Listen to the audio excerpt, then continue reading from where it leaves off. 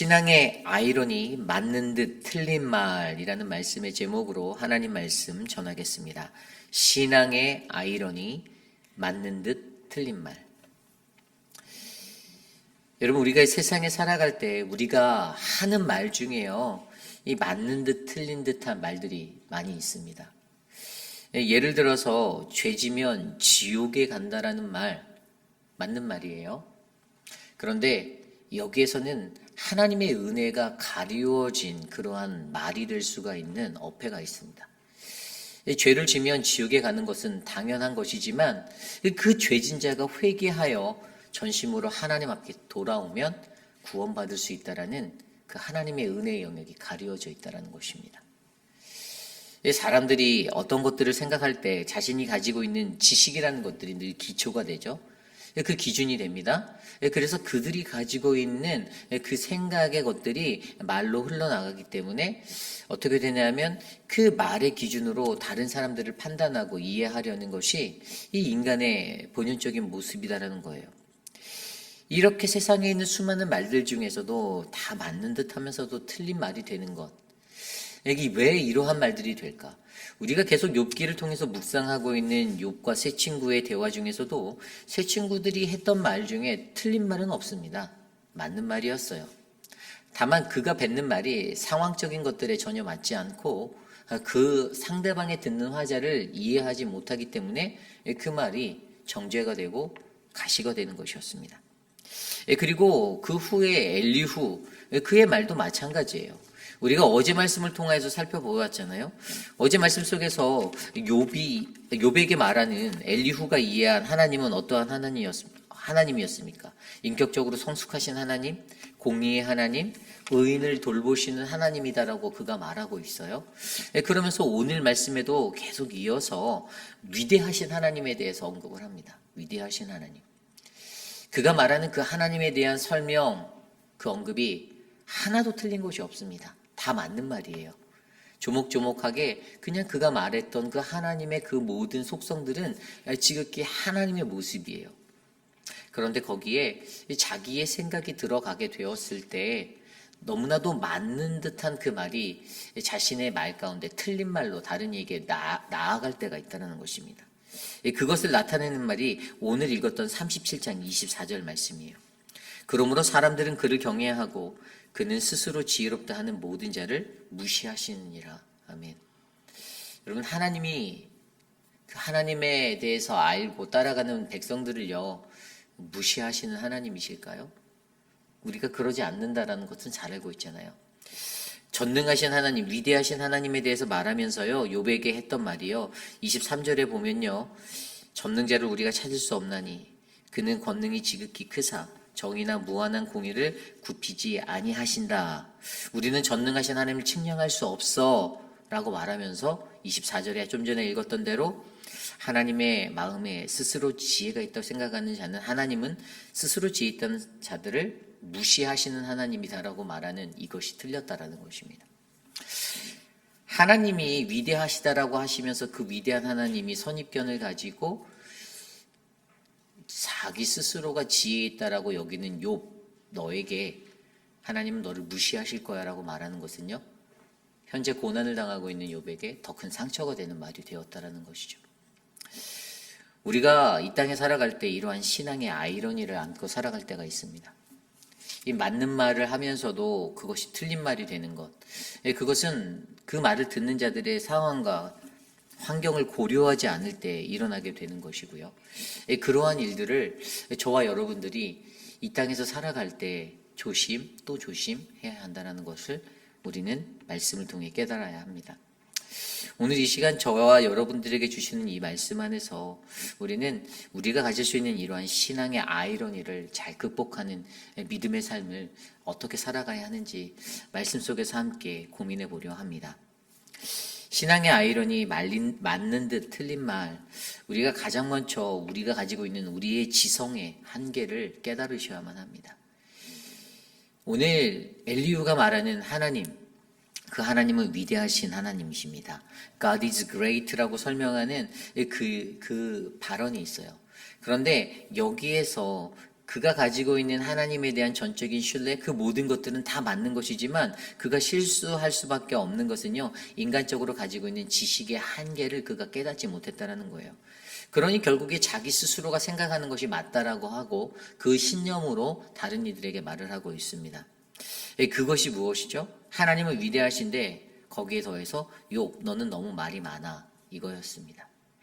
하나님 앞에 질문하고 있는, 고난 중에 질문하고 있는 욥의 상황을 제대로 이해하지 못하면서 그냥 욥, 너는 말이 많고 너 스스로가 의인이라고 고집하는 그것, 내가 널 그것을 내 말로 꺾어볼게, 그리고 말로 접근하였죠. 그러다 보니 상처가 되게 만듭니다. 이러한 것이 어디서 일어났나요? 결국에 그가 가지고 있는 자신이 가진 이 지식의 한계, 지성의 한계를 그가 이해하지 못했기 때문이에요. 자기가 다 안다라고 생각하는 마음, 내가 다 알고 있다라는 마음. 그가 오늘 하나님에 대해서 어떻게 얘기합니까? 하나님에 대해서, 하나님이 높으신 분, 26절에 하나님은 높으시니 우리가 그를 알 수 없고 그의 횟수를 헤아릴 수 없다. 하나님 높으신 분이라고 말해요. 일일이 조목조목 구절들을 다 따져보아도 오늘 이 엘리후가 말하는 것이요, 위대하신 하나님을 어떻게 설명하냐면 세상에 있는 자연계의 현상을 통해서 설명하거든요. 그런데 고대의 이 시대의 사람들, 지금으로부터 3,500년, 적어도 3,500년 이전에 이 고대의 사람들에게는요, 기후적인 것, 자연현상, 그 모든 것들은 다 신비한 것들의 하나였을 것이에요. 그러한 것들을 설명하면서 어떻게 비가 내리고 어떻게 구름이 생기고 어떻게 천둥이 치고 번개가 치고 이러한 모든 것들, 눈이 내리는 것까지도 이 자연현상의 것들을 하나하나씩 설명하며 이렇게 신비한 일들이, 이렇게 우리가 느끼는 신비한 것들이 다 하나님의 손에 있다라는 것들을 말하는 것. 그가 알고 있는 이 지식은 참이에요. 맞아요. 태초에 하나님이 천지를 창조하시느냐는 창세기 1장 1장에 그 구약 성경에 가장 먼저 되는 그 말씀은 가장 잘 이해하고 있는데, 그런데 자신의 지식으로 거기까지는 이르렀으나 그가 놓쳐버린 게 무엇이었죠? 바로 하나님의 은혜, 예수 그리스도로 구원받는다라는 사실, 그 구원의 자리는 그가 놓치게 되었다라는 거예요. 그러니 어떠한 일들이 일어납니까? 자기 스스로 자신의 지성의 한계를 갖고 살아가면서 하나님을 오해하게 되는 거예요. 나는 하나님을 다 안다라고 했는데 사실 다 아는 게 아니죠. 앞쪽은 알아요. 시작점은 알아요. 그런데 결말은 몰라요. 하나님의 백성들에게 미칠 수 있는 구원의 은혜, 그 섭리, 예수 그리스도를 통한 보혈의 대속의 은혜, 그 자리까지는 가지 못해요. 그냥 거기에서 내가 아는 하나님, 존재론적인 하나님만을 말하고, 하나님은 이러한 하나님, 이러한 하나님, 이렇게 놀랍고 신비스러운 온 천하 만물을 다스리신 하나님이다라고 그것을 말하면서도 거기에 자기의 생각을 얻게 되니 욥을 향하여서, 욥을 향한 하나님의 구원의 계획의 문을 닫아버리고, 너에겐 곧 심판이 임할 것이고 너는 그 퍼니쉬를 받을 것이고 너는 하나님이 널 무시할 거야 라고 비난하고 있다는 것입니다. 그렇습니다. 우리가 가지고 있는 지식이요, 얼마나 짧은지 저와 여러분들이 잘 알고 있습니다. 내가 가지고 있는 지식이 모든 것들을 다 꿰뚫어 알 수 있는 그런 지식이 아니잖아요. 늘 한계잖아요. 그런데 우리는 늘 내가 맞다라고 생각하고 내가 생각하는 것들이 진리라고 믿고 나아갈 때가 많다는 거예요. 인간이 가지고 있는 생각이 얼마나 한계가 있는지, 얼마나 짧은지, 여러분, 그 지식과 우리가 얻을 수 있는 구원의 그 삶의, 믿음의 삶의 자리에 그 갭을 우리가 직접적으로 확인하시고 내가 깨달아 아셔야만 됩니다. 그 갭이 얼마나 큰지를 내가 느끼셔야만 해요. 그래서 우리가 나아가는 이 세상 속에서 우리가 가지고 있는 이 지식의 한계를 내가 철저하게 인정하고 온전히 하나님만을 의지하고 좀 더 겸손히 하나님 앞에 나아가는 그러한 믿음의 삶이 저와 여러분들 안에 일어나기를 간절히 소망합니다. 이것이 오늘 말씀의 첫 번째, 바로 맞는 듯 틀린 말, 신앙의 아이러니를 담고 살아가는 저희들에게 필요한 바로 우리의 지식의 한계를 깨달아 아는 것입니다. 두 번째로 신앙의 아이러니, 맞는 듯 틀린 말, 저와 여러분들이 잘못된 신념으로 어긋난 목적을 두고 살아가면 안 된다는 것입니다. 잘못된 신념으로 어긋난 목적을 두고 살아가면 안 된다. 여러분, 오늘요, 이 본문을 계속해서 읽다 보면 엘리후가 가지고 있는 한 가지 목적을 바라보게 합니다. 어제도 설명드렸듯이 하나님이 의롭다라는 것들을 증명하기 위해 욥은 의롭지 못한 불의한 죄인이 되어야 하는 것이 바로 그의 전제예요. 하나님이 위대하다라는 전제를 그가 놓았다라면 욥이 말이 많다라고 전제하는 그 전제도 우리는 바라보게 합니다. 그런데 여러분, 그렇게 되다 보니 어떻게 됩니까? 바로 욥을 자신의 앞에 굴복시키기 위해 하나님을 이용하고 있는 엘리후의 모습을 발견하는 거예요. 하나님에 대해서 다 맞는 말을 했어요. 틀린 말이 하나도 없습니다. 이 오늘 위대하다라고 하나님을 표현한 그 말들을 보면요, 27절 이후에 물방울 가늘게 하시고 빗방울을 증발하게 안개가 되게 한다. 28절에 그것이 구름에서 내려 많은 사람에게 쏟아진다. 비가 어떻게 쏟아지는지, 물이 증발해서 수증기가 되어서 증발해서 비가 되는 그 자연 현상에 대해서 설명을 하면서 하나님이 이런 것들을 하시는 분이야. 29절에 천둥 소리가 나오는 것, 그리고 또 번개가 치는 것들, 그 소리까지도. 그리고 37장 6절에 눈이 내리는 것, 소나기나 폭우가 쏟아지는 그 모든 것까지도. 그래서 그런 것들이 일어날 때 37장 7절에 뭐라고요? 일손들을 멈추게 하는 그 하나님까지. 결국에 이 천체를 감싸고 있는 모든 자연현상, 이러한 신비한 것들, 이런 것들이 다 어떻게 해요? 이 땅에 살아가고 있는 우리들 피조물, 생명체에게 다 영향을 준다라고 그가 이야기하고 있어요. 다 맞는 말을 하면서 결국에 욥에게 이 하나님을 이용하며 말하고 있는 엘리후의 목적은 무엇이었습니까? 굴복해. 내가 너를 꺾어줄게요. 내가 너를 굴복시키기 위해서 내가 하나님을 이용하고 있다라는 것들을 드러내고 있는 게 바로 엘리후의 모습이라는 거예요. 욥이 하나님이 이러한 분이란 걸 몰랐을까요? 저는 알았을 거라고 봅니다. 욥이 하나님을 경외하는 자였잖아요. 하나님을 경외하고 하나님을 의지하고 주님께 그렇게 나아갔던 인생이었는데, 그가 지금 고난당해서 그가 힘들고 그가 마음에 그 아픔을 끌어안고 하나님께 질문하는 것. 여러분, 고난 중에 하나님께 질문하는 것들이 나쁜 것인가요? 나쁘지 않아요. 고난당하는 자들은요, 하나님께 질문할 수 있습니다. 하나님께 질문하는 게 맞아요. 사람에게 질문하는 것보다 오히려 하나님께 질문하는 게 더 맞는 모습이에요. 그런데 그것을 가지고 불평한다라고 여기며 말이 많다라고 여기며 어떻게 해요?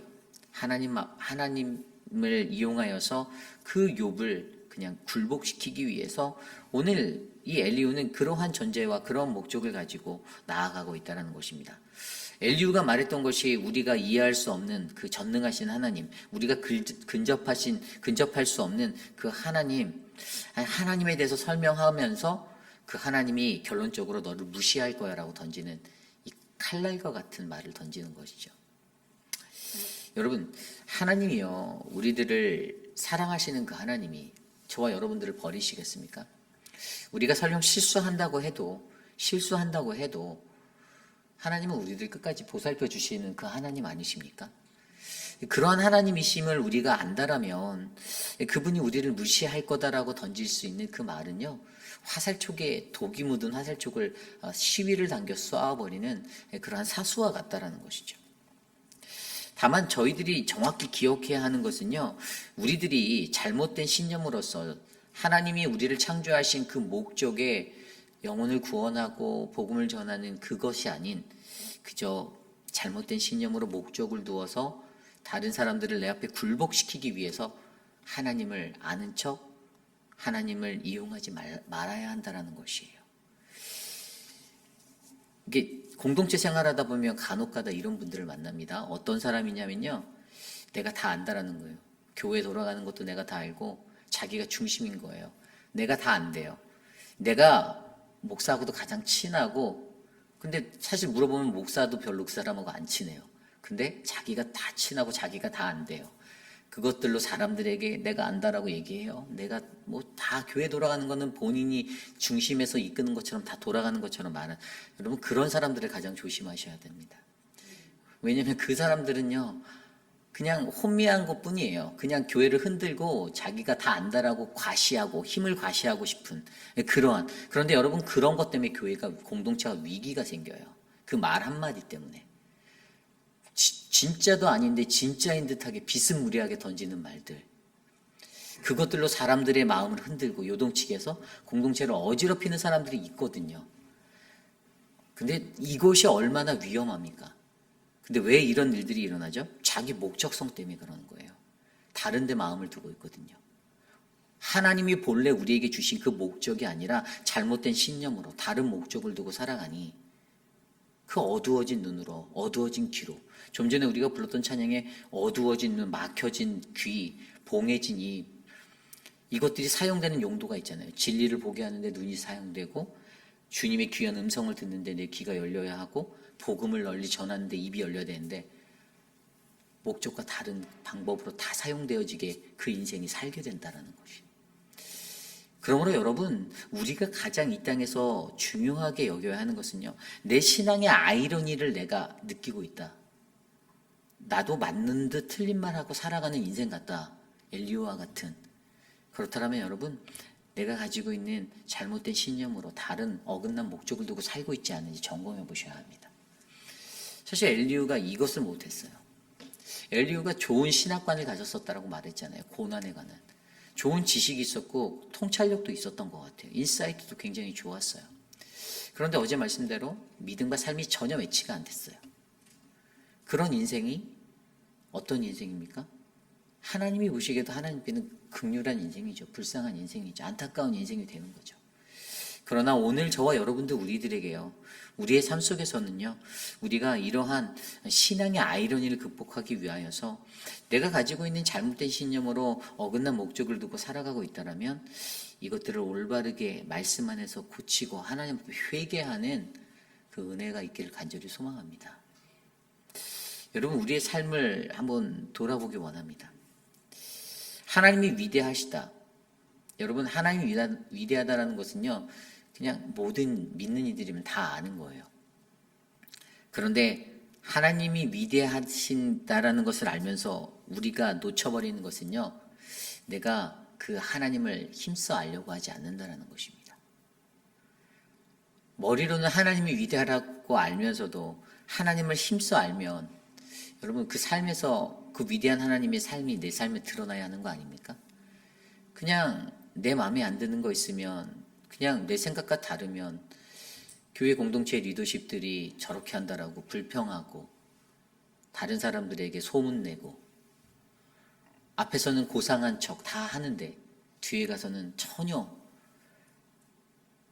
하나님이 모르는 하나님도 알지 못할 거야. 내가 이러는 거. 그렇게 신앙생활 하면 아니에요. 하나님도 알고 세상 모든 사람들도 다 압니다. 우리의 눈이 어둡지가 않아요. 그래서 기도하는 거거든요.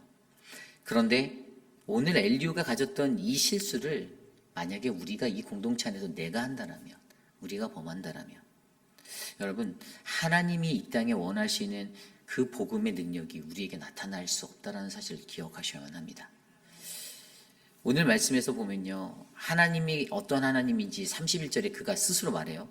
31절에 이런 것들로 만민을 심판하고 음식을 풍성하게 주시는 하나님.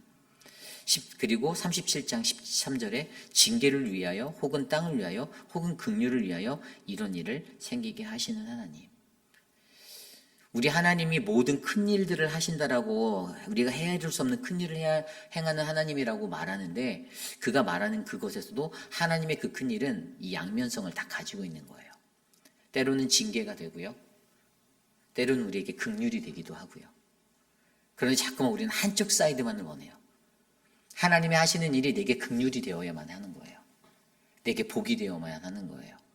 그건 인간의 욕심입니다.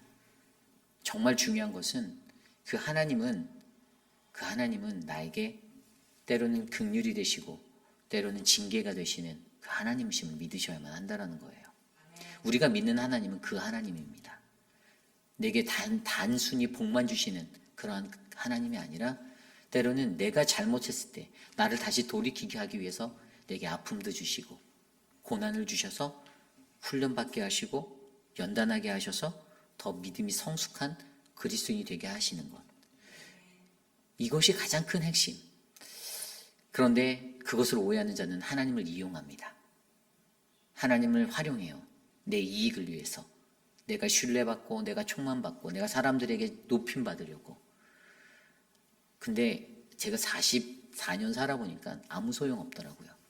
사람이 높여주는 거는 진짜 얼마 안 가요. 그리고 그건 진심이 아닐 때가 많아요. 가식일 때가 더 많아요. 겉으로 비춰지는 가식일 때가 엄청 많습니다. 그런데 우리 하나님은요, 절대 그렇지 않아요. 내가 어떠한 상황에 있든지, 내가 어떤 환경에 있든지. 그래서 사실 이 시대를 살아가는 많은 목회자들이 그 십자가의 그 좁은 길을 왜 짊어지고 가냐? 그 수많은 안 좋은 소리를 들어가면서 왜 이 길을 가냐? 그 목적이 바로 하나님의 목적이 되길 소망하기 때문입니다. 그러므로 여러분, 우리 교회를 위해서 또 여러분의 삶을 위해서 기도하시길 부탁드립니다. 엘리후와 같은 좋은 신학관을 가지고 있어서 자랑하듯이 말할 수 있지만 그것들이 우리의 삶에 잘못 적용되어질 때 우리는 잘못된 관념으로 다른 사람을 정죄하고 공동체를 해쳐버리는 그러한 자리에 설 수가 있습니다. 내가 내 삶에서 그게 잘못됐다고 깨달으셨으면 회개하세요. 엎드려서 하나님께 울고불고 옷을 찢고 굵은 베옷을 입고 기도하십시오. 하나님, 나 좀 불쌍히 여겨주십시오. 내가 이것밖에 안 된 인생 살았습니다. 내가 가식덩어리로 살았습니다. 내가 하나님 앞에 온전하게 나가지 못했습니다. 하나님을 힘써 알지 못했습니다. 호세아서 6장 3절에 그러므로 우리가 여호와를 알자. 힘써 여호와를 알자. 그의 나타나심은 새벽빛같이 어김없이 비와 같이 땅을 적시는 늦은 비와 같이 우리에게 임하시리라. 아멘. 여러분, 마지막 날까지 하나님을 힘써 아시는 우리 모두가 되길 원합니다. 내가 조금 안다라고 잘난 체하지 마시길 부탁드려요. 다 아는 것처럼 제발 교만해지지 마시기를 부탁드립니다. 하루라도 겸손하게 낮아진 자리에서 그냥 죽을 때까지 겸손하게 살아도 제가 봤을 때 그게 제일 큰 복이에요. 저도 그렇게 살려고 합니다. 끝까지 겸손해 보려고 해요. 끝까지. 제가 언제까지 모르겠어요. 몸에 육신에 힘이 떨어지면 겸손해지지 않을 수 있는데 아직 젊고 힘이 있을 때는 더 젊은 만큼 더 겸손하게 가장 낮은 자리에서 열심히 살아보려고 합니다. 하나님을 더 많이 알아보려고 합니다. 저는 이곳에 계신 여러분들도 그러한 여러분, 우리 모두가 돼서 진짜 우리 회의빛 아닌 장로교회가 세상에서 가장 빛나고 새벽별같이 반짝반짝 빛나는 아름다운 공동체, 거룩한 믿음의 공동체 되기를 소망합니다. 주신 말씀을 놓고 함께 기도하기 원합니다. 우리가 지식으로 태초에 천지를 지으신 하나님을 내가 안다라고 말하지만 사실 거기서 멈추면 안 돼요. 신약으로 넘어와 예수 그리스도의 구원, 그 은혜가 있는 자리임을 우리가 가지고 복음을 안고 살아가야 합니다. 그래서 하나님을 내 삶에 이용하는 것이 아니라 다른 이들을 내 앞에 굴복시키려 하나님의 말씀을 인용하고 하나님의 것들을 끌어들이는 내가 아니라 진정한 하나님을 힘써하는 그 인생, 그래서 신앙의 아이러니, 맞는 듯 틀린 말을 극복하는 우리 모두가 될 수 있도록 이 시간 함께 기도하겠습니다.